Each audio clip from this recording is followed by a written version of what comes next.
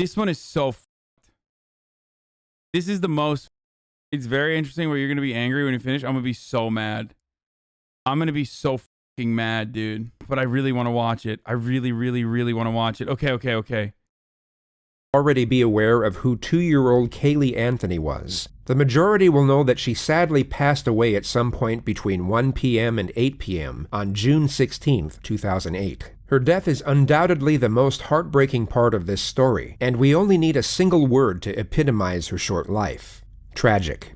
But the primary subject of this video is not about the life nor the death of Kaylee Marie Anthony. It is in fact about the psychological constitution of her mother, 22-year-old Casey Marie Anthony. So rather than tragic, you'll find the words disturbing and perplexing to be far better suited to the theme of this video. One of the many reasons this case is exceptional is how the present day's topic of discussion has little to do with the actual occurrences of the crime, but in fact the subsequent developments that followed. People are no longer talking about how or even why Kaylee Anthony passed away. They are instead talking about the manner in which a mother responded to her daughter.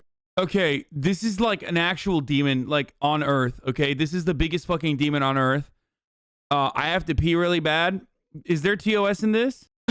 No, There's death. never TOS. Given all the acquired information we now have, even if we afford this person the most morally acceptable possibility of what occurred, her manner of conduct was still unimaginably cold-blooded. This is driven home by the fact she was evaluated by 2 clinical psychologists during her time in custody, and not a single abnormality was discovered with relation to her psychological state. In other words, there were no signs of mental illness whatsoever. And this makes the character study of Casey Anthony just as fascinating as it is terrifying. A human being's state of mind is something most accurately assessed with the full capacity of hindsight. So before we evaluate our first segment of raw footage, here's a quick rundown of each of the essential moments that will give you a broader understanding of what we're actually dealing with. On the 15th of July, 2008, Orlando police received a call from Cindy Anthony, the grandmother of the victim.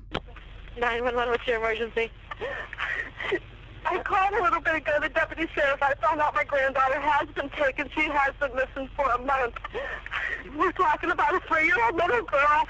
My daughter finally admitted that the baby's in the store. I need to find her. Your daughter admitted that the baby is where? But the babysitter took her a month ago. My daughter's been looking for her. I told you my daughter was missing for a month. I just found her today, but I can't find my granddaughter. And she just admitted to me that she's been trying to find her herself. There's something wrong. I found my daughter's car today, and it smells like there's been a dead body in the damn car. Okay, what is the 3-year-old's name? Kaylee, C-A-Y-L-E-E, Anthony. Kaylee Anthony? Yes. How long has she been missing for? I have not seen her since the 7th of June. Is your daughter there? Yes. Can I speak with her? Okay, Sheriff's Department, they want to talk to you. Answer the question. Hello? Hello? Yes. Can you tell me what's going on a little bit? I'm sorry? Can you tell me a little bit what's going on? My daughter's been missing for the last 31 days. And you know who has her? I know who has her. I've tried to contact her. I actually received a phone call today, now from a number that is no longer in service. I did get to speak to my daughter for about a minute. Who has her? Do you have a name? Her name is Zenaida Fernandez Gonzalez. To give some context to this bizarre phone call, Casey Anthony had left the family home with her daughter a month earlier, stating that she had a work assignment in Tampa and would be traveling the entire time. Kaylee's grandparents would ask repeatedly over the following month to see, or at least speak to their granddaughter, but Casey claimed each and every time that she was too busy with work and that Kaylee was with a nanny who went by the name Zenaida Fernandez Gonzalez, or Zanny for short. On July 15th, exactly 6 weeks after Kaylee was last seen by her grandparents. Yeah, there is new information of Casey Anthony from 8 days ago, where a woman poured drinks on Casey Anthony.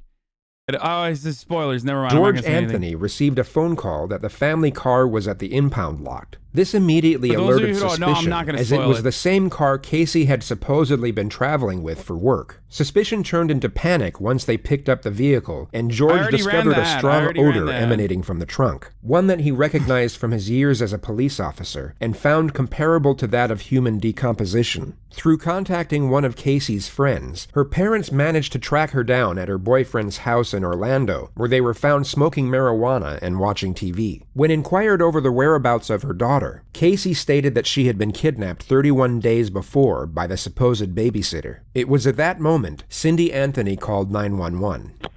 911, what's your emergency? Who has her? Do you have a name?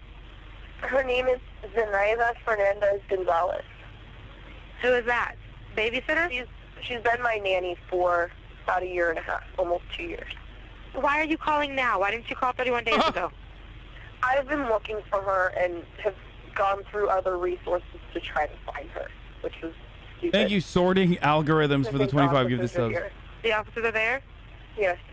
Now let's indulge in the world of fantasy for just a moment and pretend all of what Casey had just stated was true. She had indeed been working, and her daughter was in fact kidnapped by the babysitter a month earlier. The immediate premise most would gather would be that Casey had no regard for her daughter whatsoever. In the 911 call, there was no urgency nor concern in her voice, and rather than her volunteering information, which most parents would do in a frantic manner, it had to be acquired by the dispatcher through repeated inquisition. All you have to do is compare Casey's dialogue to that of her mother's in the same phone call. One was indifferent, while the other was distraught. Police would have picked up on this immediately. Even without the bizarre phone call, the circumstances alone would make Casey the prime suspect in her daughter's disappearance. She was immediately interviewed as a witness, which unbeknownst to her, was the detective's first step in locking her into as many lies as possible. The day right now is July 16, 2008. The time right now is 04:11 hours. I'm Detective Mellish with the Orange County Sheriff's Office.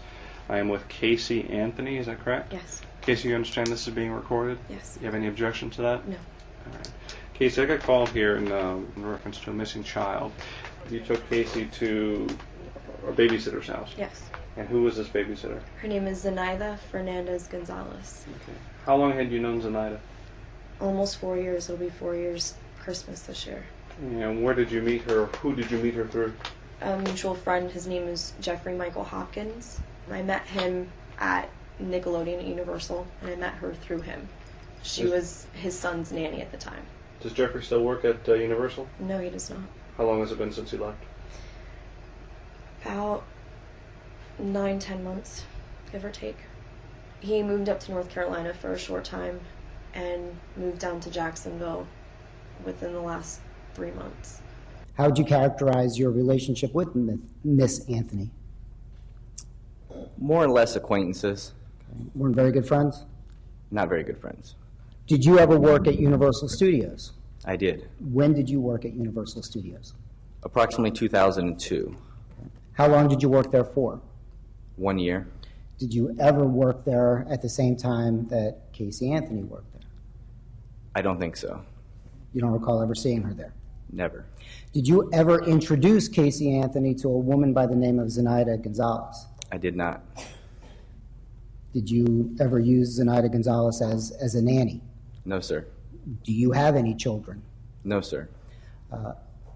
Have you lived in the Orlando area consistently since 2002? Yes, sir. Have you ever lived in Jacksonville? No, sir. Have you ever lived in North Carolina? No, sir. Did you see Casey Anthony in the month of June of 2008? No, sir. When was the last time you spoke with him? About a week and a half ago. Do you know a telephone number for him? I can find a number for him. I don't know a number offhand. No, I do not. So you met Zenaida through Jeffrey Hopkins, I did. and his Yes. son Zach Hopkins, I guess. Zenaida used to watch over Zach? Yes. And when did she start watching over your child?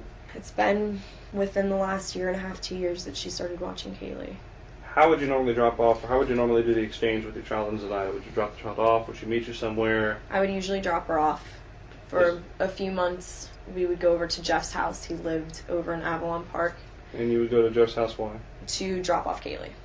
That's where Zenaida would go to watch both of the kids. Okay. It was in a nice centralized area. He had a decent sized house. It was good room for the two of them. go back to your statement. You dropped off Kaylee June 9th, and walk me through. You dropped her off to go to work? Mm-hmm. Okay. Get off of work and go from there.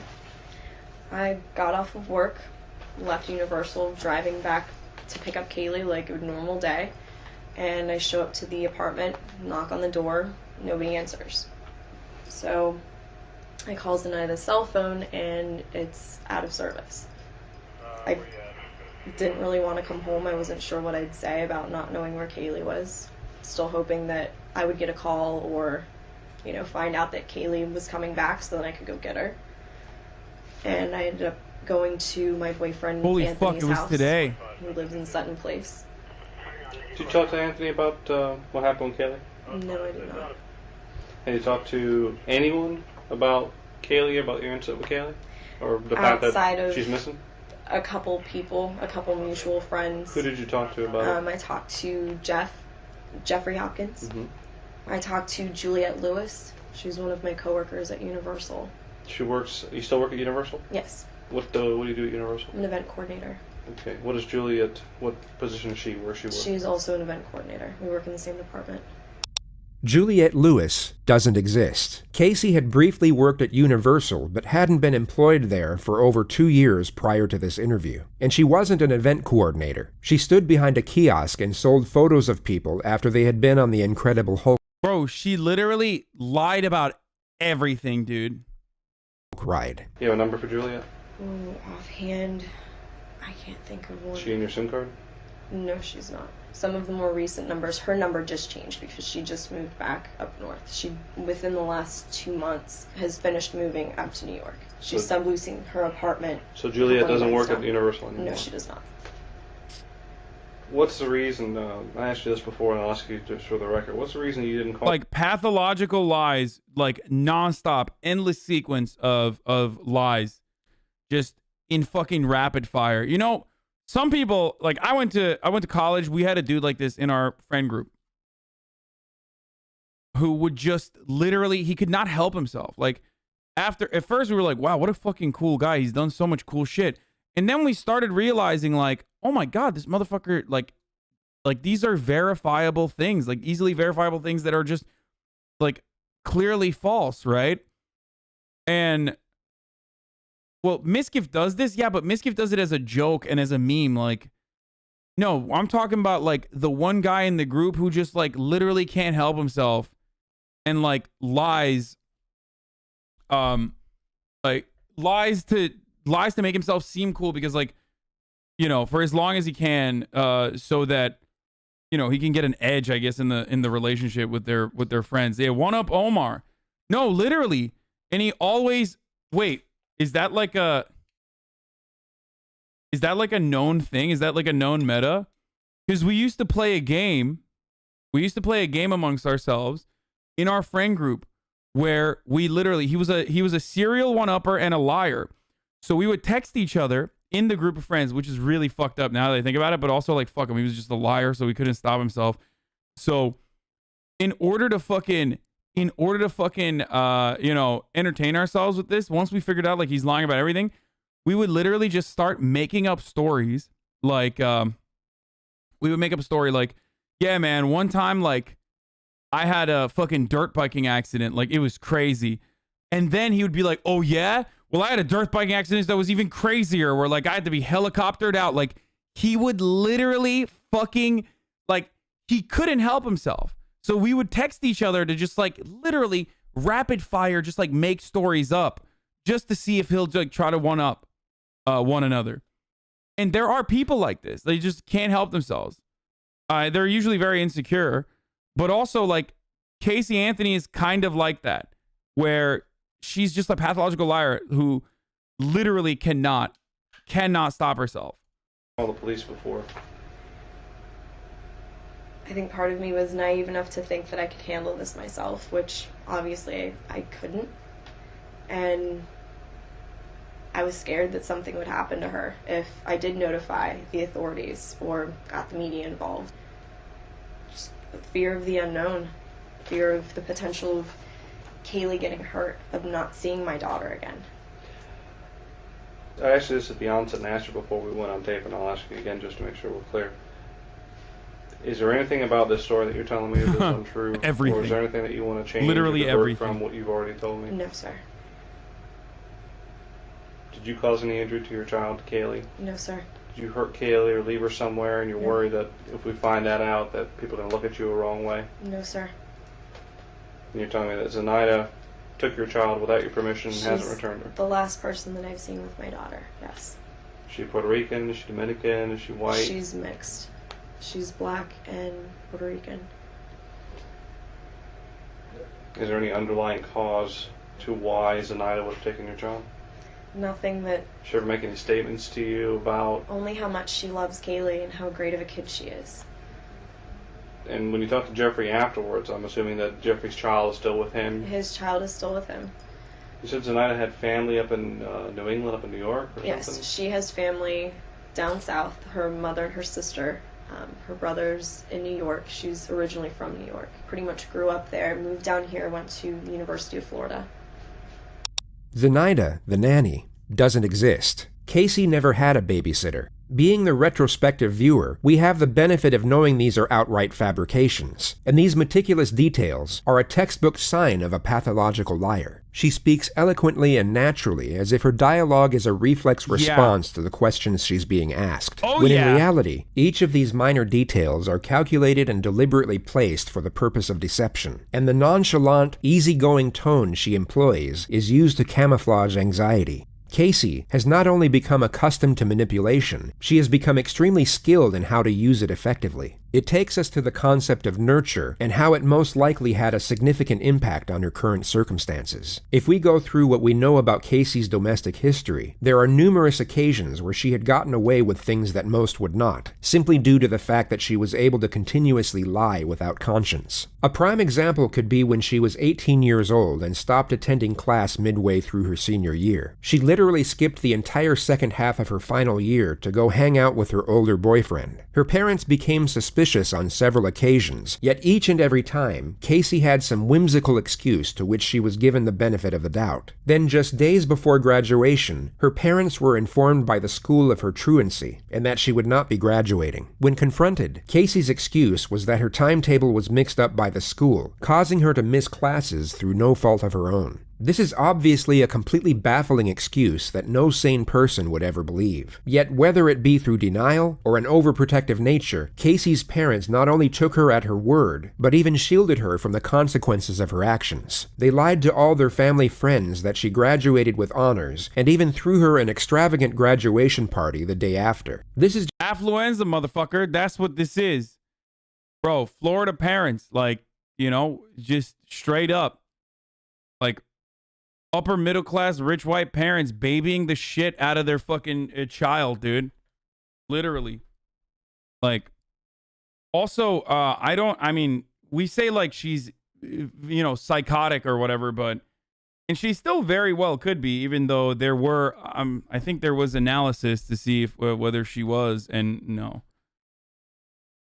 Just one of the many occurrences where Casey faced no ramifications for misconduct. It seemed to give her the belief that no matter what she did, as long as she could spin one lie after another, or at least drag a lie out for as long as possible, everything would work itself out. The truth is that everything did work itself out when she was dealing with her parents, and she evidently... They should have done a parent swap. Her and fucking, what's her face? Should have swapped families. You know what I mean? Her and the first fucking murderer that we watched should have done a parent swap so that they could both be fucking normal and not weirdo murderers. Thought the same rules applied with Jennifer regard Pan. to national law and a missing child's investigation. After the initial statement you just heard, Casey was asked if she could take police to all places of interest. She happily obliged, and then proceeded to lead them to a multitude of fake addresses which she had nothing to do with. She then took them to her supposed office at Universal Studios and literally led 3 senior investigators to the very end of the building, taking over 25 minutes to walk to, before she finally turned around, put her hands in her back pockets, laughed, and admitted that she didn't work there. Completely dumbfounded, the detectives placed her under arrest and took her to a conference room in the building for what was essentially an interrogation. Since I left you this morning, I've gone to every address that you told me. I came over here. I've already talked to all the employees, I found out all these names that you're giving me are people that either never worked here or have been fired here for a long time ago. Okay, so where we are right now is in a position that doesn't look very good for you. Because obviously I know, and you know, that everything you've told me is a lie, correct? Not everything that I told you. Pretty much everything that you've told me, including where Kaylee is right now. That I don't know where she is. Sure you do. And here's, absolutely listen, do not know where she is. let me explain something. Looking at you, I know that everything that you've told me is a lie. I am very confident, just by having talked to you this short period of time, that you know where she is. I legitimately have not seen my daughter in 5 weeks. I didn't let anything happen to her, except I trusted her with somebody that had been taking care of her, that had been taking good care of her. Someone that she was comfortable with, that I was comfortable with. What about Jeff? You said Jeff worked here until about 2 months ago? No, he hasn't worked here for quite a while. 10 months? How long? It's been at least 10 months. Okay. He got fired in 2 years. 2002. He hasn't been an employee here since 2002. We put a lot more together than I think you realize we put together. My question to you is, we're in Like, this. what did she think, dude? Like, why did she think she could get away with this? I mean, actually, I'm not going to spoil it, but like, office because shut our up, purpose of Chad. coming here was to do what? I'm trying Stop. to think of Don't places mention where it. I know she Just went. don't. You're not answering my Help. question. Do you want us to help? You want to help us find your daughter? I do want you to Well, a help. good starting point would be to answer the questions, okay? If I say to you, we're here because, and then you just ignore that like I never asked it and go off in some other direction, is that answering the question? No. Okay. Let's go through this again. We're here because. Because I lied, because I brought you up here, and honestly I was reaching for No, stop another right there. avenue. I want you to tell me how lying to us is going to help us find your daughter. It's not going to. Well, then if the main thing you want to do is find your daughter, and you don't think lying to us is going to help us find her, why would you do that? like, why are they babying her? That's another like, that's another wild part of this sequence of events here. It was just like, I mean, she's caught dead to fucking rights. She has behaved in the weirdest way that you could. If your child was like fucking gone for 30 days and then lied about like literally everything that is so incredibly easily verifiable. And the cops are still like, come on, like, what are you doing? Why are you lying to us like this? And I know I'm running out of options. It's been a month. What are you scared of? I'm scared of not seeing my daughter ever again. I'm a parent too. I would have been beside myself. I have been. I would have called the police immediately, and that's the part that I just don't understand.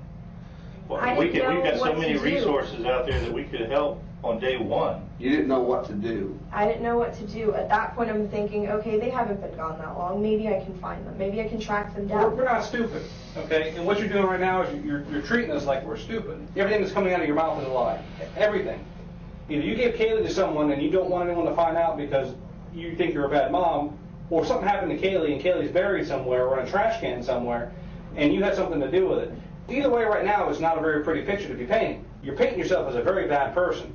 It needs to end. The truthful thing This is that I needs to have not end. seen my daughter. The last time that I saw her was on the 9th of June. Remember we had those two people that we were talking about, the person who had an accident and a person who's just a cold-blooded, callous monster? That's telling me that you are the second person, this cold-blooded, callous monster who doesn't care and doesn't want to help because she's afraid that something so heinous happened that everyone's going to look at her and say, she's a monster, she deserves to go away, she deserves to never see the light of day, this bad thing should happen to her. I don't want to believe that right now, but you're giving me no choice. Tell us what happened to Kaylee. Tell us what happened to Kaylee. Dropped off. Thank you, sorting algorithms, for another 25. What the fuck is sorting algorithms, dude? These homies keep fucking 25, just peppering 25 gifties over and over again. Just lacing the boy up. I don't know what's happening here. And that's the last time that I've seen her. I dropped her Where off. did you drop her off? I dropped her off at that apartment. No, you didn't. That's exactly No, where I you dropped didn't. her off. Did you just think that one day she's just going to show up at your house? No, I sat around yesterday trying to figure out what to do. I'm glad that I ended up seeing my mom, that all of that stuff happened. It happened for a reason because You're it was glad past you due. saw your mom. You could have saw your mom 5 weeks ago and said, Mom, I don't know I where. saw my mom's reaction right off the bat, and it would have been the same from the get-go. So wait a minute. You're more afraid of your mom's reaction than you are if you ever see your daughter again? No, I'm absolutely petrified. Absolutely petrified.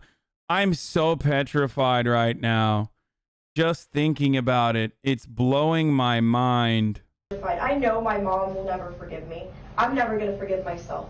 Is it that there's some other thing more important in your life right now that you just weren't really focused on what you were saying? Yes, I was smoking weed with my boyfriend. And you told us, so you kind of just accidentally told us you had an office here and we needed to be here, or did you purposely mislead us? Which of those two is it? I purposely misled. Okay, so you purposely misled us.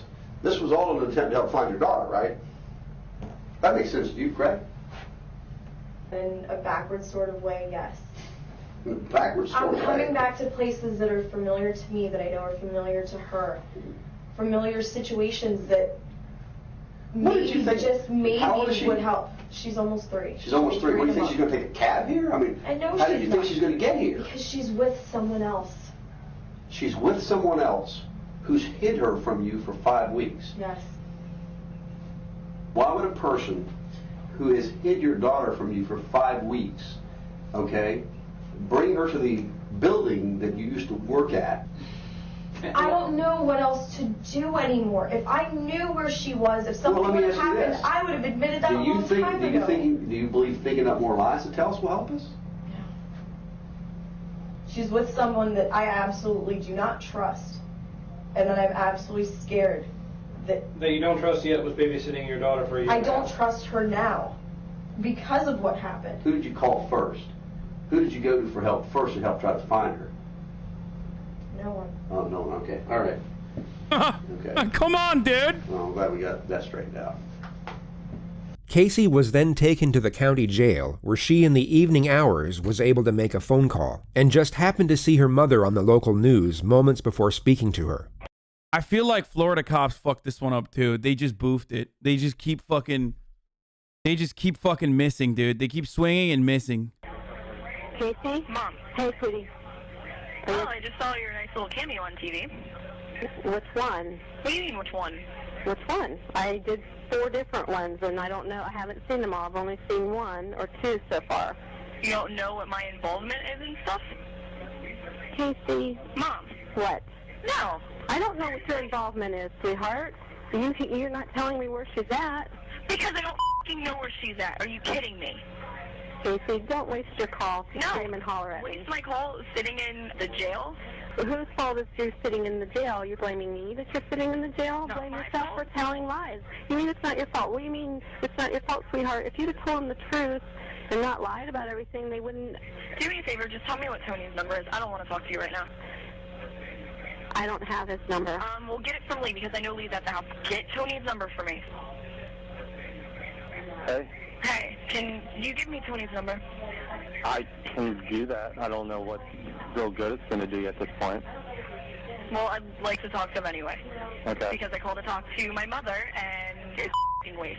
Oh, by the way, I don't want any of you coming up here when I have my first hearing for bond and everything else. Like, don't even waste your time coming up here. You're making it real tough for anybody to want to try to... I'm not going around and around with you. That's pretty pointless. Christina would love to talk to you because she thinks that you will... Bro, she's just like mad that her family was concerned that her daughter was missing at this point for like 30 days. Like, that's crazy. She's just mad at her family. Like, dude, yo, she's the worst person, dude. Like, she is the worst person. I don't know how to describe it beyond just one of the worst humans to walk this fucking earth, especially considering what she did. We'll tell her what's going on. Did they even talk about what she did, by the way? I don't even know. King Henry V, thank you for the 15 subs. I don't know if they talked about what she did, but are they going to eventually talk about what she did? Because it's really fucking bad. Frankly, we're going to find out. Everything I have she's no telling them clue where is Kaylee lie. is. If I knew where Kaylee was, do you think any of this would be happening? No. Anyway, you only got a couple minutes for this, so I'm not going to let you completely waste it. Here's Christina. She thinks she can get through. No, I want Tony's number. I'm not talking to anybody else. Hello? Hi, I'm glad everybody's at my house. Do me a favor, get my brother back because I need Tony's number. Does Tony have anything to do with Kaylee? No, nothing. Okay, so why do you want to talk to Tony? He's my boyfriend, and I want to actually try to sit and talk to him because I didn't get a chance to talk to him earlier because I got arrested on whim today. I just want to talk to Tony and get a little bit of... Casey, you have to tell me if you know anything about Kaylee. Sweetheart, if anything happens with Kaylee, Casey, I'll die. You understand? I'll die. If anything happens to that baby.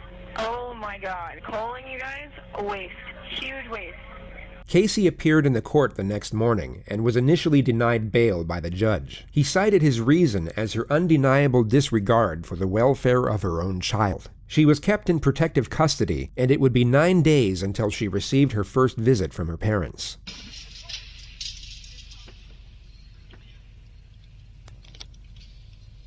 Hi. Hi, sweetie. We've been watching you for so long. You haven't? I love you. I love you too. Hi.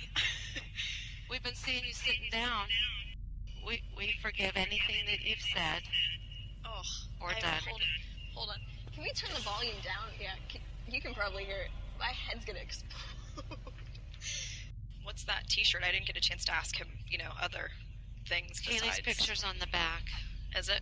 Can Dad show me the shirt? Yeah, turn around so she can see. It's the Never Lose Hope Foundation. Do you see it? I can see Your part picture? of it, yeah. Have you seen me? And then it has the information on how to contact. Okay. Casey, you don't realize the whole United States is looking for our Kaylee. Thank you, sorting algorithms, for 50 big ones. I don't know what the fuck's going on. Just like I don't know what the fuck is going on with this audio here, but sorry, boys. I know that, Mom. Her cover's going to be on People magazine in a few days. Okay. With a readership of over 46 million adults in America, having your missing child on the front cover of People magazine would seem as a godsend to most. Yet Casey's response is almost as if it's a lost cause. Everybody is looking for her.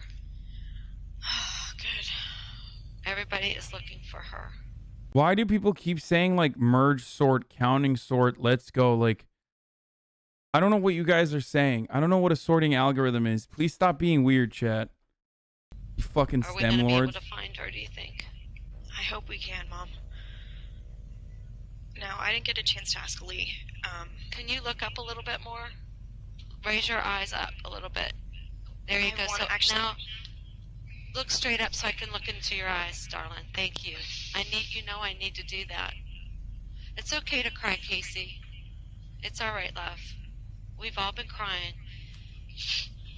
Setting aside morality and ethics for just a moment, Casey at this point would be emotionally exhausted. She had been sitting in an isolated jail cell for almost 2 weeks as the entire world was turning against her. Anyone in her position, guilty or otherwise, would be at near breaking point, and her composed exterior now finally slips. She, for a brief moment, allows herself to be vulnerable, and for perhaps the first time, expresses the pain of her situation. This is one of the few moments where Casey's true self is on display. Of itself, it's a touching moment between a mother and daughter. Yet if we add in the context of the surrounding elements, she is only Why don't you sort some bitches, dude? expressing this pain for herself. Just a moment ago, when she saw her deceased daughter's Just kidding, you're STEM lords. Good luck with that. face on her father's shirt, none of this emotion came out. Casey, I want to ask you just a couple questions. Good. The rest of the visit is extremely bizarre. Casey's parents try to extract any information they can about Kaylee's possible whereabouts, and each time are essentially dismissed by Casey as if they're asking pointless and irritating questions. Do we have any pictures of Sandy's apartment? Lee and I already talked about this. I don't know. It could be on the disc at home. I don't know. What is your... I can't get into your... I gave Lee everything already. I gave Lee all of the passwords, everything we could possibly think of all over again. I want to get some video clips off Kaylee because the video clip with Grandpa is really helping people. Still pictures don't show No, they don't show her personality. Right, and we need to show her personality, so I need to make sure we get that password. Yeah, I gave Lee the password. Please look up, sweetheart. I need to see your eyes. I want to be able to look at you guys, too. I can't look at you and look at the camera. Well, you don't have to look at the camera. Look at me. I'm looking at you. Okay. You're sitting very low. I know. The exchange switches back and forth from inquisitive and challenging to sympathetic and loving, and every time her parents stop inquiring over the case and show that they still care about Casey herself is when the tears come out. Do you want to speak to your father now? Sure. Okay. Hey, gorgeous, how you doing? I look like hell. Well, you know something? You really need to keep your spirit high for all this. I haven't been crying while I've been in here. Well, you know trying something? to read books and do other things to keep my mind off of stuff. Well, you know, I want to be able to reach out and hug you and give you the big Papa Joe hug. But you know, we got to get that little girl back any way we can, and we're Dad, doing everything we can. My only concern. I gave Lee a statement. I want him to speak to whoever in the media. Didn't he literally say that his dad is right here raped her without any evidence whatsoever?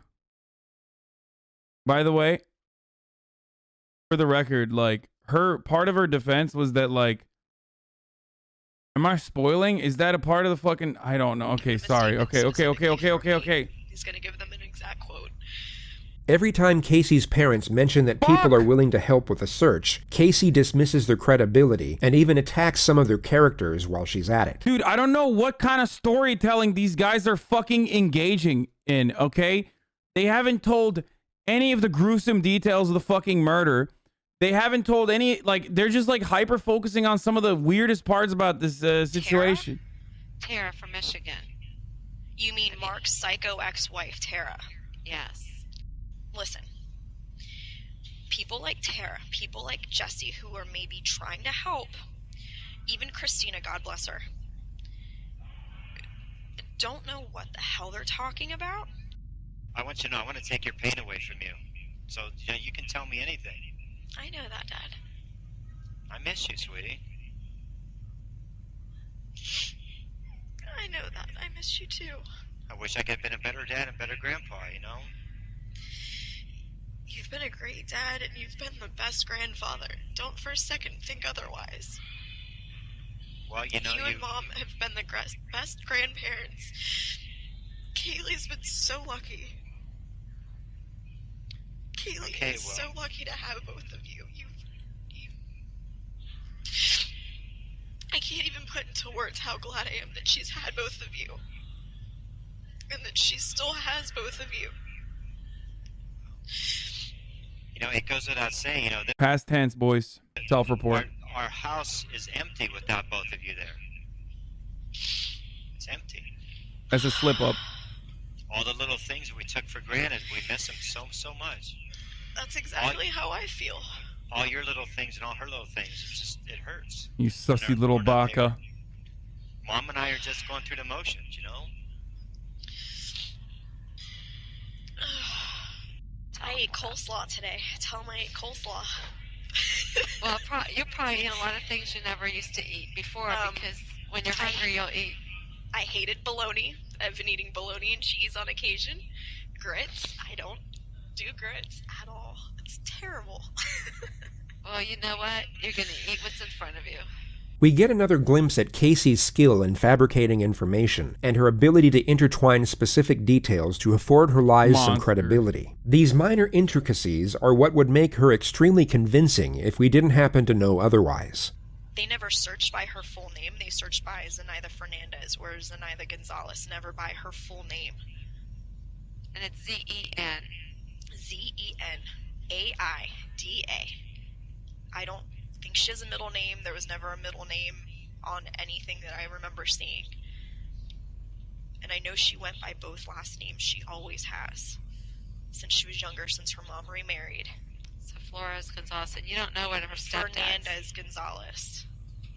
But you don't know what Fernandez Gonzalez. I think her dad's first name is Victor. Her stepdad. Or that could be her real dad. But I remember her saying Victor. Victor and Gloria were her parents. Victor and Gloria are her parents. But they're separated. Or divorced. They are as of now, yeah. That was her stepdad. Divorced. But I know she has a lot of money. That's where she got the car from. I only get one or two phone calls a day that, you know, that are not nice phone calls. She kind of raises for saying Hispanic name, not gonna lie. Brother, when you're such a fucking demon that, like, racism is on the long list of offenses that you've committed, racism doesn't make the top 5, okay? And if you don't know, you're about to find out, okay? I accidentally spoiled one of those things a little bit. Just wait, dude. Calls, but I get many, many, many phone calls and many people reaching out that just believe in you. Just they believe wait. in us finding Kaylee. Okay? So keep your head up high. But if you think of anything that could help, don't be afraid. Oh, I won't hesitate to let you guys know. You have to keep thinking positive feelings, Casey. Oh, I know, I have been. I've been staying as positive as I can. But do you think after this long she'd still be local? There's a possibility. What's your gut telling you right now? My You have gut's the telling same- me that she's okay. Okay. Jesus and Christ. Your gut tells you that she's close or she's hiding.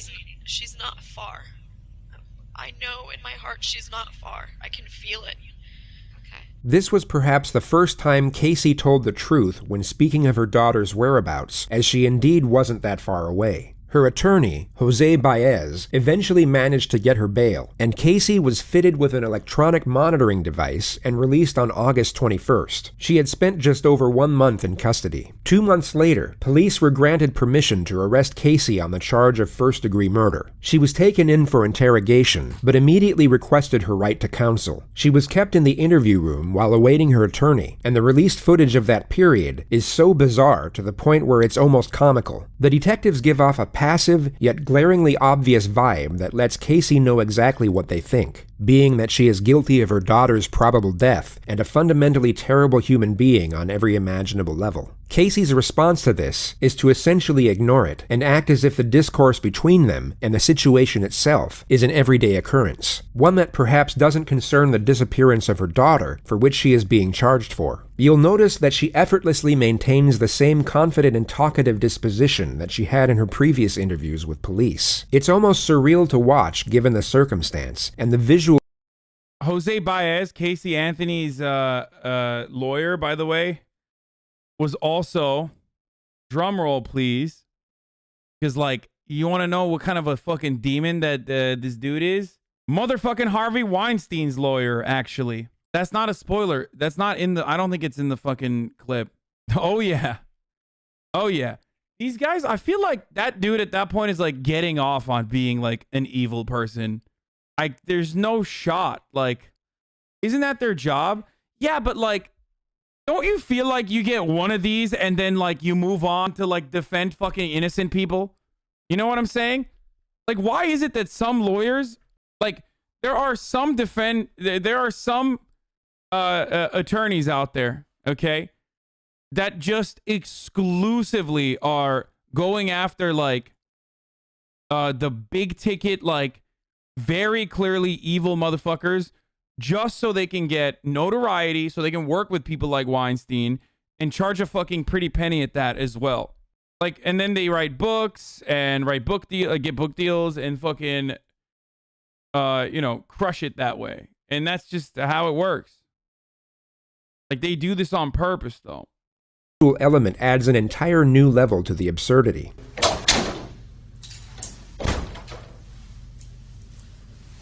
The first segment of footage shows the arresting officer waiting with Casey for the lead investigator to arrive. He initiates the conversation by bringing up the... Because guilty people still deserve due process? No, I agree. You're misunderstanding what I'm saying. You are misunderstanding what I'm saying. I feel like some people might go and like do one of these cases and then they're like, oh my God, that was so terrible that like, I'm going to go and like defend innocent people now. You know what I mean? Because they're like, I'm doing this because I truly believe in justice. And I truly believe in like how the law should operate. Like, these people deserve due process and they deserve to be, they deserve to put, to have someone like myself put in the best effort no matter what. Okay?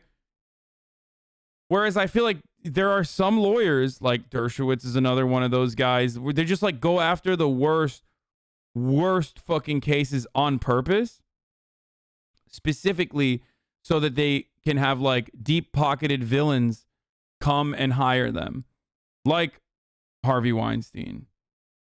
Subject of Casey's parents. He asserts that he's worried about them, but the actual message he's putting across is that he essentially knows Casey is guilty and that she isn't fooling anyone. It's an indirect yet obvious accusation. I was afraid that some of what I said to them probably offended them because I told them that if I find out something that you don't want to hear, I'm going to tell you anyway. Well, Just honestly, because- they'll respect that. That's just, you know, the type of people that they are. I'm the same way.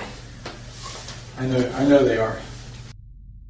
It was never my intention to piss anybody in your family off. You know, I'm not in it to get a conviction. I get nothing out of it. I get zero. Exactly. You have a job you're trying to do. I've You know? found a few, and I've not found a few, and it sucks both ways. Yeah, I agree.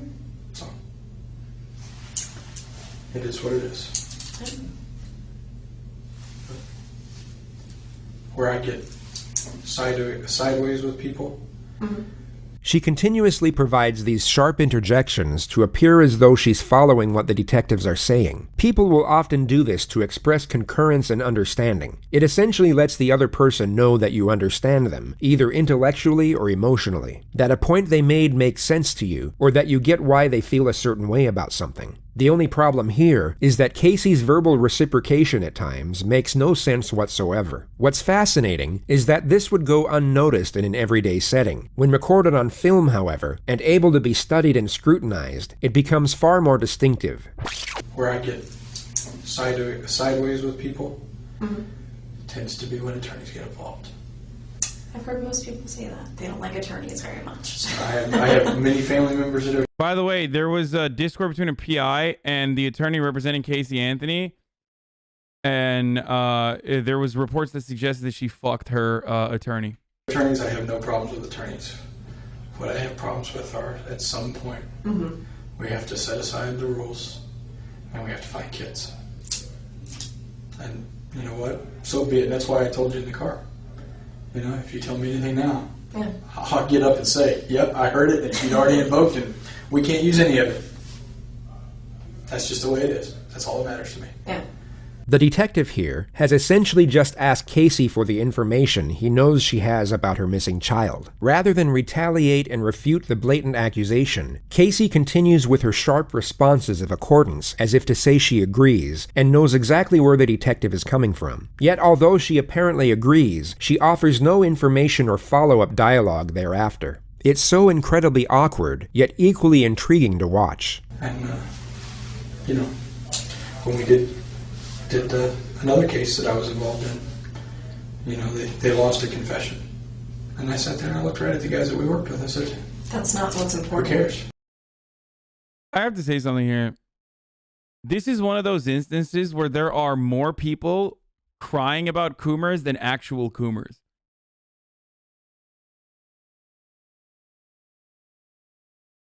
Like, chill the fuck out. No one is cooming. Like, calm the fuck down, dude. Okay? Like, I've seen only messages of people being like, oh, fucking Coomers, they deserve the wall, dude. They're such horrible monsters. It's like, chill. Like, no one is fucking cooming, okay?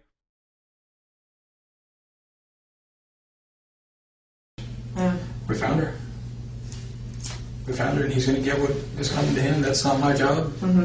You know? And it works out in the end. And it works out in the end on all sides, to be honest with you. It may not be comfortable for everybody. Yeah. And I've done things that if I get caught for, I'm not going to be comfortable, I can tell you that. It's just the way life is. You know, but it's not the end of the road either. And that's what we have to keep in mind. It's not the end of the road. You know? Casey then casually brings up the topic of the grand jury and the media surrounding her murder trial. She raises the questions as if she's talking about her favorite daytime TV show. Yeah, I know. But if the subpoena itself is just a regular federal or grand jury subpoena, that's public record. Yeah. It doesn't say what it's for. It doesn't say what case it's in. It doesn't. It just says you're subpoenaed to appear before the grand jury. Well, with them announcing that, you know, there was going to be a grand jury, and obviously my name was thrown out, they knew who the grand jury was for. Who threw your name out? All of the media said that it was from an inside source, meaning in here. So that's where they all say is. I can tell you what I think of the media and what I think of people who leak stuff to the media. I think it's garbage. Yeah, but I agree. That's the next way of putting it. That doesn't make it any less necessary. Without them. She's so accustomed to giving these ungenuine responses at every given opportunity that she doesn't even know where to place them correctly. This response should have been given 2 seconds earlier when the detective finished his declamation, not when he started a new sentence. It's so incredibly aggravating to watch. I'll be quite honest, without the media, we don't find a quarter of the kids that we... Oh, I agree. It helps. The exposure has helped bring in so many tips for my daughter. But at the same time, what it creates is it creates a monster that otherwise isn't necessary. Exactly. The tips are what the tips are. If it was a local media only, it would be much easier to work. Yeah. When you make it the national media, then you come up with... You get the Nancy Graces. Well, you get the tips also that come from Hawaii that say, I saw Kaylee. Oh, really? Okay, let me call Hawaii, let me send them out, let me do that. Ones that are a little bit closer those are what I consider local, because the local stations are going to cover that. That's contiguous to the state of Florida. It's not. When people are only getting their information from the Nancy Graces or from Globe magazine or People or stuff like that. Are you kidding me? You're not going to break bad, right? All right. We're going to call him on my cell phone. Okay. I know this is... Oh, yeah, that's not good. Pull it back there. Just slide your hands out. No, I honestly can't. So they're a little tight. Dude, why are they having so much fun with her, dude? It literally doesn't feel like they're interrogating her at all. This shit pisses me off, dude. I know why. You want me to say it? Because she's an attractive white woman. Okay? That's it. There. I fucking said it. The words came out of my goddamn mouth, dude. It's just straight up what it is. That's exactly what this is. Where's your 4-year degree in criminology? Yeah, it's done. Her lawyer was also Aaron Hernandez's lawyer, one of the most disgusting people out there. Yeah. Thanks for entertaining us. Just slide your hands out. Way to go, Corporal Edwards. Actually, if I could, I would have done that for you. Do you know Baez's phone number off the top of your head? No, I do not. How can we get the cell number or his number? I know his office number. What is that? 407. I've identified myself. You know why you're in custody. Yes. And you signed this. You want your attorney present. Yes. Hey, it's Casey.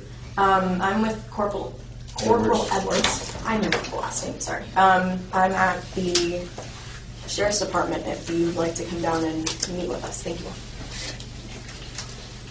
Yes.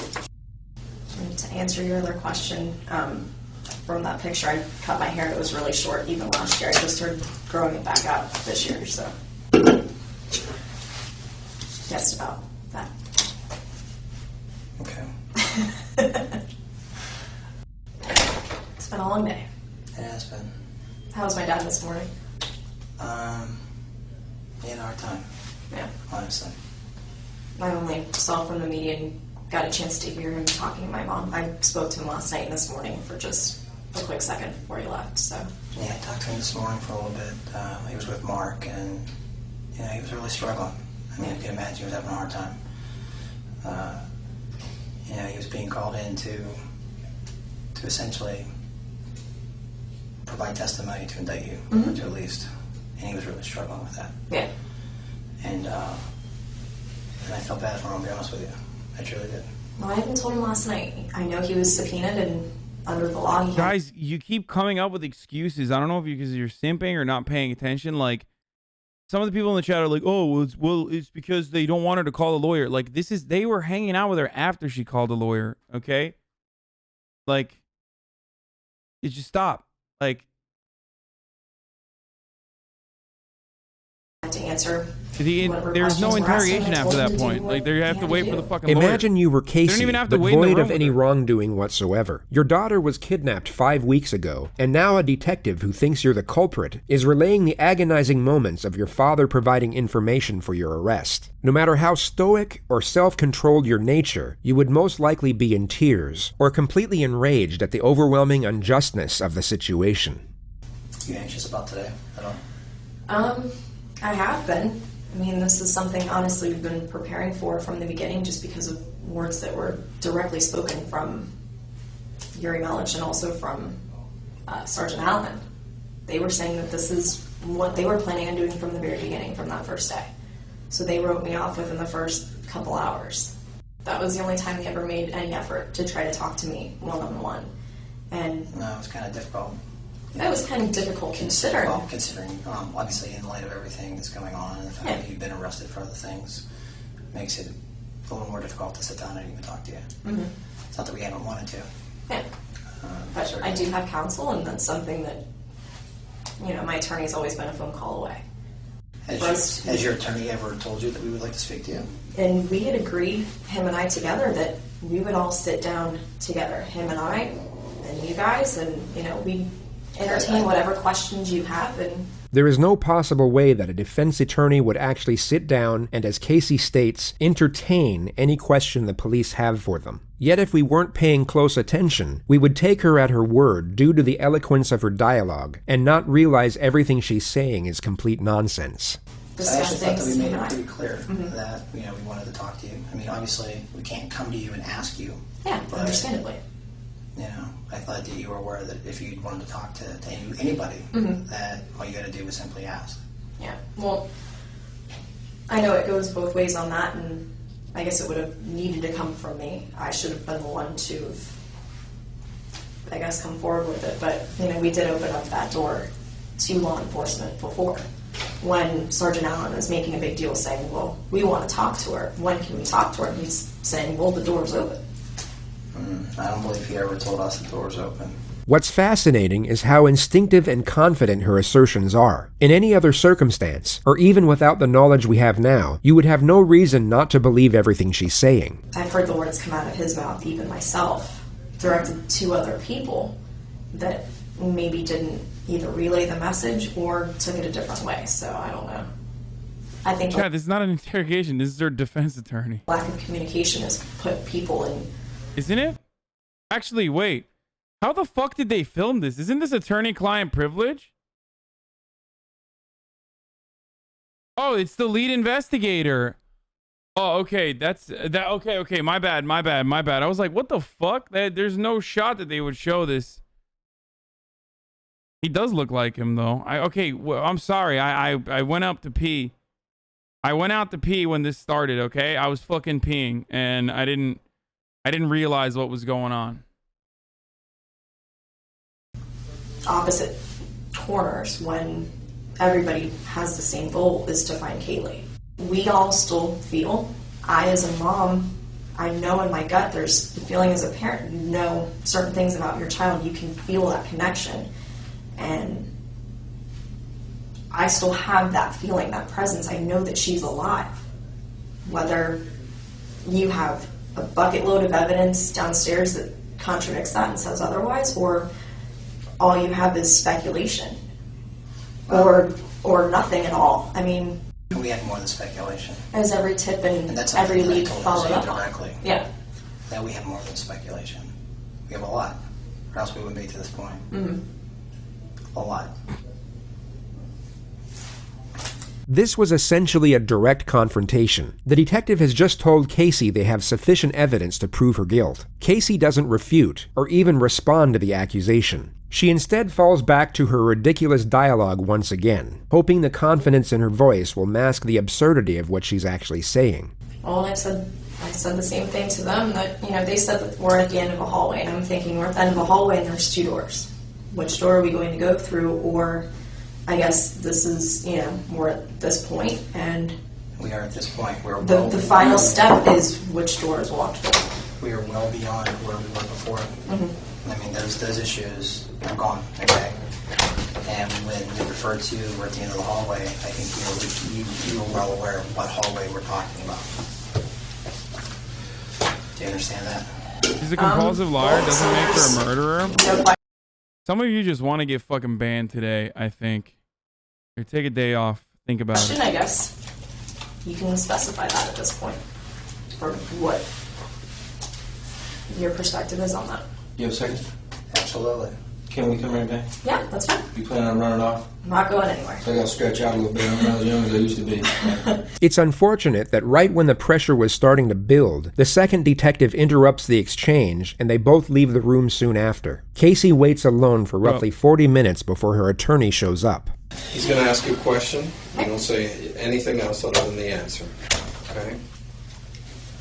Casey, based on our conversation today, and I read you that form, basically just the same thing I said to Mr. Baez over the phone. If there's been numerous requests for opportunities to speak with us and come to a resolution here. And that's why we brought you here instead of the jail. Correct? Yes. Okay. Now, based on your request for us to call him and bring him here, he's here. So what we're going to try to do is give you a few minutes somewhere that's not recorded. No secrets, I told you. This room's recorded. I have to be able to approach my chain and explain why. The detective now guilefully takes Casey up on her previous offer, where she insisted they were willing to sit down with police and answer questions. But first, I needed you to tell him, in your own words, if you will, that you'd like to take the opportunity to deal with us like you've made that request in the past. So, is that something you want to tell him? I told him the same thing we talked about before, that we would entertain any questions that they have. We would listen and discuss it, and if we have something to respond, we'll respond. Okay, do you want to speak to me in private? Yes. So we can clarify this? Yes. It would come as no surprise that no conference was to be had. Casey was instead taken to the county jail, where she would remain for 2.5 years awaiting trial. Once this footage was released to the public domain, the consensus was that Casey at best was a cold-hearted mother, and at worst, a hideous, despicable murderer. But what's curious is that although these opinions may be accurate, they came from a completely misguided notion, being that her behavior in the footage was entirely genuine. Casey was in all likelihood being completely fake this entire time. So you might be curious as to why a person would actually fake such a poised temperament, when it would be far more fitting to fake sadness and despair. We all have aspects to ourselves that are ungenuine to a certain degree. How we act at a business dinner won't be the way we are at home with our close friends or family. The more comfortable the setting, the more we can be ourselves. Those educated on Casey's past would assert that she was rarely sad, rarely angry, but always this bubbly and agreeable personality, even when it didn't suit the situation. She was one of those people where something just seemed off, but you couldn't quite put your finger on it. The evidence put forward suggests that Casey was fake in every single setting and with every single person all of the time. A trait that might go unnoticed in everyday life, yet would clearly stand out when shown under the microscope of a criminal case study. Casey had become so accustomed to this fraudulent way of being that it even came as a natural behavior to her in the extraordinary setting we see here. And the assertion is that because Casey knew just how well she could fabricate this character, she thought she could use it to mask her anxiety, and thus conceal guilty behavior. Casey, in all likelihood, had little to no regard for her daughter. That's not even an argument anymore. But her true temperament here would likely be far more apprehensive due to the concern over her own welfare. Every time the detective insinuated an accusation, Casey kept the same tone, same demeanor, and same confident, lighthearted disposition. If you took her out of this interrogative setting and placed her in the mall with her friends, it would seem completely normal. She would be faking her personality in both environments, yet we are only able to realize it in one.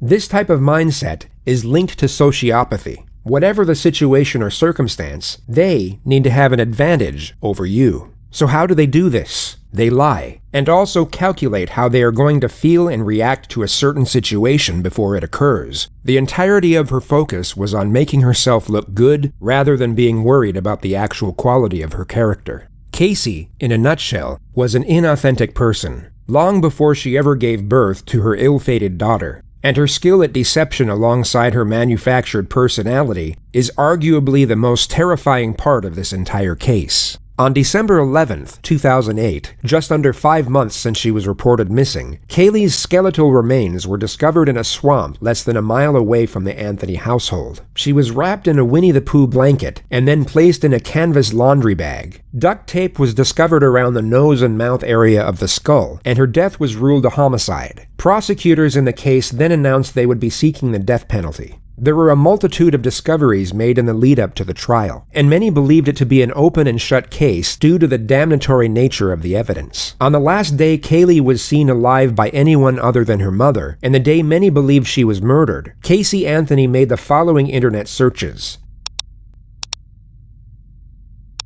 At 7:54 p.m. that same evening, Casey and her boyfriend Tony were seen in a Blockbuster video store. Kaylee was nowhere in sight, and many presume she was already dead and decomposing in Casey's trunk at this point. In the following weeks, Casey went out partying most nights. Just 3 days after her daughter's supposed abduction, she was captured in various photos participating in a hot body contest. 12 days after, she got a tattoo on her back saying Bella Vita, an Italian motto that translates beautiful life. She also made an entry in her diary around the same time which read, "I completely trust my own judgment, and I knew that I made the right decision. This is the happiest that I have been in a very long time. I hope that my happiness will continue to grow." The trial commenced on May 24, 2011. The gist of the prosecution's argument was that Casey suffocated her daughter with duct tape and then placed her in the trunk for a few days before disposing of her body in the swamp. The motive for the murder was the primary focus during their opening statement.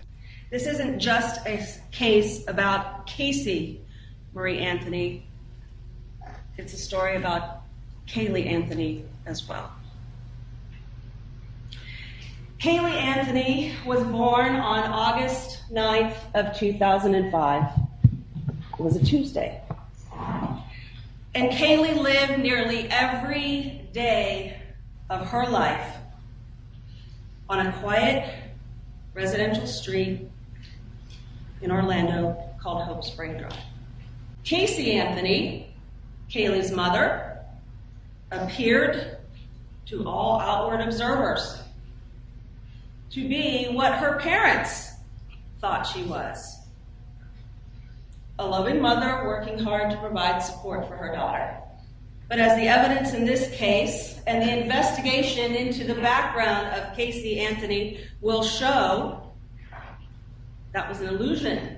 On Monday, June 16th, Cindy Anthony goes to work, as I've described, sometime between 7 and 8 a.m., and is out of the house until the late evening.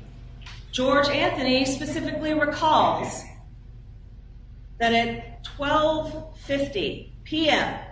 on June 16th of 2008, his daughter Casey left the residence on Hope Spring Drive with Kaylee Marie Anthony. Kaylee was wearing a pink shirt, jean shorts, sunglasses, and a backpack. And Jojo, George Anthony, kissed his granddaughter goodbye and never saw her again.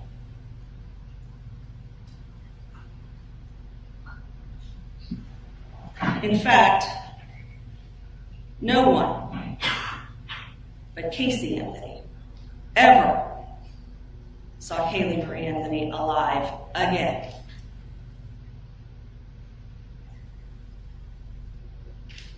The evidence in this case will establish that there is no other reason for the placement of multiple pieces of duct tape on this child's face, mouth, and nose other than the specific intent to end that child's life. No one but Casey Anthony had access to all the pieces of evidence in this case. The duct tape, the laundry bag, the blanket, the shorts, the shirt, the car. No one else lied to their friends, to their family, to investigators. No one else benefited from the death of Kaylee Marie Anthony. Kaylee's death allowed Casey Anthony to live the good life, at least for those 31 days. Although there was a lack of direct physical evidence tying the defendant to her daughter's death, the evidence the state actually had still seemed overwhelming, and they That's not even true. There is physical evidence that tied her. understandably thought relying on the facts alone would easily... There was a piece of baby hair that could have only fucking turned... There was a piece of baby hair that only could have turned black after the body started decomposing, and they fucking found it in the trunk of the car. secure a conviction. The defense, on the other hand, were up against it. So not only did they use charm and appeal to sway the jury's attention away from the evidence, they dropped an absolute bombshell in their opening statements to create as much doubt as humanly possible. On behalf of the defense, I want to thank you for the sacrifice that you've made in your jury service and coming here and helping us see justice. We know it's no easy task, and we intend, I'm sure both sides, on getting you home as quickly as possible once you have all of the information that you need. Everyone wants to know what happened. How in the world can a mother wait 30 days before ever reporting her child missing? It's insane. It's bizarre. Something's just not right about that. Well, the answer is actually relatively simple. It's like what she did is so crazy that like the defense literally is like, come on, it'd be crazy if she did this. She never was missing. Kaylee Anthony died on June 16, 2008, when she drowned in her family's swimming pool. Well, the reason we're all here is because not of the commonality of this tragedy, but of the uniqueness of the family that it happened to. You will hear about ugly things, secret things, things that people don't speak about, things that Casey never spoke about. On June 16, 2008, after Kaylee died, Casey did what she's been doing all her life, or for most of it, hiding her pain. Going into that dark corner. God damn it, this lawyer is so fucking good, dude. Think about how charismatic this fucking lawyer is with his like rhetoric versus the prosecutor. That shit makes me so mad. He's like a fucking Hollywood attorney, dude. And pretending that she does not live in the situation that she's living in. This family must keep its secrets quiet. And it all began when Casey was 8 years old and her father came into her room and began to touch her inappropriately. This child, who at 8 years old, learned to lie immediately. She could be 13 years old, have her father's penis in her mouth, and then go to school and play with the other kids as if nothing ever happened. That will help you understand. Oh, sorry. I already spoiled this, but yeah. So without any evidence whatsoever, the defense states that her father sexually assaulted her when she was a child. Which, by the way, no evidence for that whatsoever. Just for the sake of, turning her into a more of a victim here. Her father's a piece of shit, even if that isn't true. Wait, what? Bro, what the fuck was that? I'm so confused. What? Why? Because he's a cop? Like, I don't know. I don't know if there's like additional information about him. I don't. Now, there is speculation that the family helped hide the body. Speculation. Why no one knew? It is fucking wild. It is wild that they like dropped this in there. Like unbeknownst to anyone, they just fucking threw that out there. Knew that her child was dead.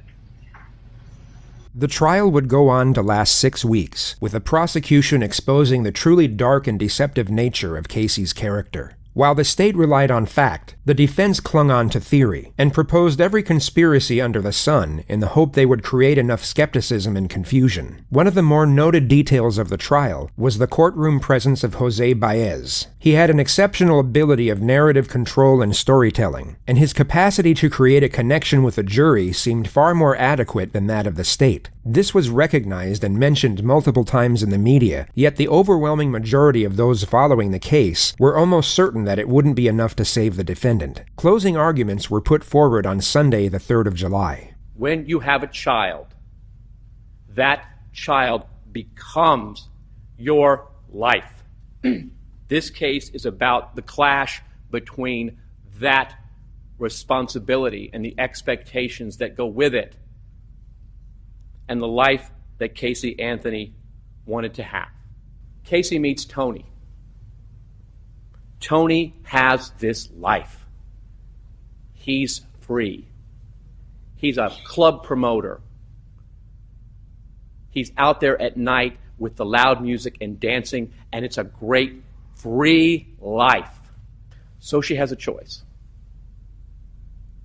A life I don't believe in capital punishment. Stop asking me. To a child, or a life free to be 22. And as hard as it is for anyone to imagine, she had to choose between sacrificing two things. The first was her dreams and the life she wanted. And the second was her child. And we submit to you the evidence in this case shows that the choice she made was her child. Here we are at the end of our journey.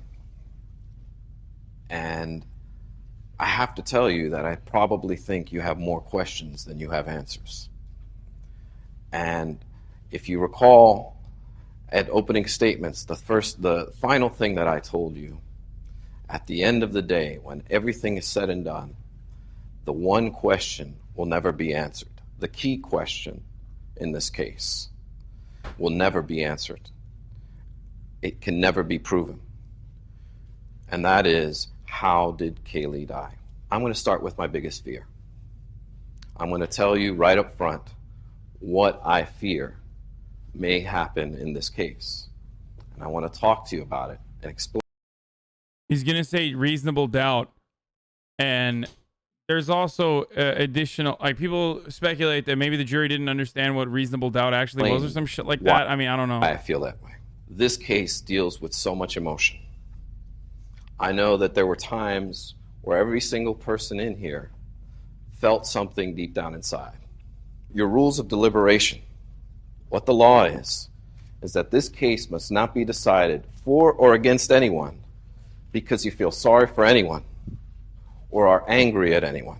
You'll notice that Mr. Baez locks the jury's focus on this while subtly concealing this. He presents the argument that the prosecution has purposely got the jury emotionally invested in the case in the hope it would push them towards a guilty verdict. Yet in this exact same statement, he himself is getting them emotionally invested for the exact opposite reason. While refuting the prosecution's supposed attempt to entice anger, he subtly attempts to evoke empathy. Say what you want about this attorney and the ethics of his conduct, but what you are about to witness is expertly done, and what many believe to be what saved Casey Anthony's life. And that's because, obviously, expertise in this case is just like, he's so fucking evil, dude. Like, you can't appreciate the expertise in this case. We want you. I thought you were against the death penalty, but you are sad she did not get it. No, I am not. I am against the death penalty, and I am not sad that she didn't get it. I never said that. To base your verdict on the evidence, not on emotion. And it's my biggest fear because it's such a difficult thing for you to push aside. Kaylee Anthony was a beautiful, sweet, innocent child who died far too soon. There's no doubt about it, and that is not disputed by anyone. But to parade her up here, to invoke your emotion, would be improper. It's improper under the law, and it's improper as to the rules of your deliberation. He went on for a great length of time talking about this beautiful child. Bro, he's literally saying, like, that's an emotional argument. That's an appeal to an emotion. That's why I say lawyers are Reddit debate nerds, dude. They're like, I've said this so many times, but lawyers are Reddit debate lords, okay? They just are. They're like socially accepted Reddit debate lords, unfortunately. Not on his evidence, not on the evidence that was presented before you. It was to set up the emotion for what was to come. And that is exactly how this case was presented. They didn't come right out the gate and show you the evidence They gave you 2 weeks of testimony that was completely irrelevant and served only one purpose. And that was to paint Casey Anthony as a slut, as a party girl, as a girl who lies, and has absolutely nothing to do with how Kaylee died. And this— Bro, what the fuck do you mean? Like, it's absolutely relevant. Like, I can't believe he made in his closing testimony, like, something that is incredibly relevant to whether she's the fucking murderer or not, which is the lack of remorse or the lack of care for her wonderful daughter being gone for 30 fucking days. God damn it, dude. I fucking hate Florida. You can't get anything right, dude. You literally just nothing. It's just wild. This prosecution was geared in such a manner that it was deliberate, it was methodical, it was thorough, and it was detailed. Mr. Baez then focuses on the fact that the state has the burden of proof, and thereafter continues to intertwine the two essential features of his argument, empathy and doubt. Don't speculate. Don't guess. It has to be proven to you beyond and to the exclusion of every reasonable doubt. If you don't know what happened, it wasn't proven. We don't want you to tell us what you think happened. We want you to tell us what was proven happened. And that's the difference here. Because you know what? We can go on and speculate all day long as to the different theories that were posed before you, as to the different possibilities. But the truth of the matter is it must be what was proven. There are no mysteries to solve here. There should be no mystery before you right now. If you have questions, then it was not proven. And that's as simple as it goes. Now, back to what I was saying with their initial setup, the way the case was presented, the first couple of weeks. You see, the strategy behind that is if you hate her, if you think she's a lying, no-good slut, then you'll start to look at this evidence in a different light. You'll start to, oh, wait a minute. Maybe I'm seeing something that's not there. And start to actually discriminate against her rather than give her the standard that is afforded to each and every citizen in our country. Can we not shit on the defense, man? It's literally their fucking job. No, fuck you. And fuck this guy. Okay? How about that? Suck my dick, dude. This dude literally worked with Aaron Hernandez and Harvey Weinstein. He literally goes after, like, clear-cut, high-profile demons on purpose so he can fucking make a goddamn bang. Make a goddamn buck working with other demons that have deep pockets. He's a fucking piece of shit. And also, like, dude, no, fuck you, dude. Like, also, he fucked Casey Anthony, like, while in the process. And that is that the state, allegedly, the government come in here and prove their case beyond and to the exclusion of every reasonable doubt. But you can get away with that if we can get a jury to hate her. Wait, wasn't it him or was it the private investigator who fucked him? I thought it was the... I thought the private investigator said that tremendously over this journey. He fucked her. And we're going to ask you to render a verdict of not guilty on these charges because they simply were not proven. And they're simply not true. For the 9th Judicial Circuit in and for Orange County, Florida. Here it is, boys. State of Florida versus Casey Marie Anthony. As to case number 2008 CF 15606-0. Here it is. As to the charge of first-degree murder, verdict as to count 1, we, the jury, find the defendant not guilty, so say we all, dated at Orlando, Orange County, Florida, on this 5th day of July, 2011, signed foreperson. As to the charge of aggravated child abuse, verdict as to count 2, we, the jury, find the defendant not guilty. So say we all, dated at Orlando, Orange County, Florida, this 5th day of July, 2011, signed foreperson. As to the charge of aggravated manslaughter of a child, verdict as to count 3, we, the jury, find the defendant not guilty. So say we all, dated at Orlando, Orange County, Florida, this 5th day of July, 2011, signed foreperson. And juror number 12, were these your true and correct verdicts? Yes. Thank you. Okay. Will counsel and the defendant approach the podium? Well, I hope that this is a lesson to those of you who have indulged in media assassination for 3 years, with bias and prejudice and incompetent talking heads saying what would be and how to be. I'm disgusted by some of the lawyers that have done this, and I can tell you that my colleagues from coast to coast and border to border have condemned this whole process of lawyers getting on television and talking about cases that they don't know a damn thing about and don't have the experience to back up their words or the law to do it. Now you've learned a lesson, and we appreciate the jury. Those of you that have been objective and professional, we like it. So she never did it? Yeah, of course she did it, motherfucker. What are you, crazy? Are you out of your fucking mind, dude? Are you insane? She 1000% without a fucking shadow of a doubt did it. What do you mean, dude? Look at literally all the evidence. Did you not fucking see the entire video that we just watched? I'm so confused, dude. Their counter, they found the fucking baby with duct tape in her mouth, dude. Their fucking main opener in the defense was, oh no, the baby accidentally drowned. Okay, why the fuck was there duct tape, dude? They didn't even fucking like, bro, she searched on the internet how to fucking suffocate her child and get away with it, dude. Gonna be talking to you again. Thank you very much. Casey did not murder Kaylee. It's that simple.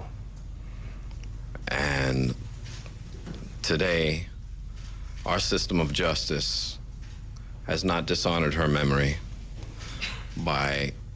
People magazine reported that Dominic Casey, a private investigator who previously worked for Casey Anthony, claimed in an affidavit that A, Anthony was having a sexual relationship with her defense attorney, Jose Baez, and B, Baez said that Anthony admitted to him that she killed Kaylee. A false conviction. Where is she now? Witness protection? Fuck no. She was in the news like 8 days ago because someone in Florida fucking threw a drink in her face.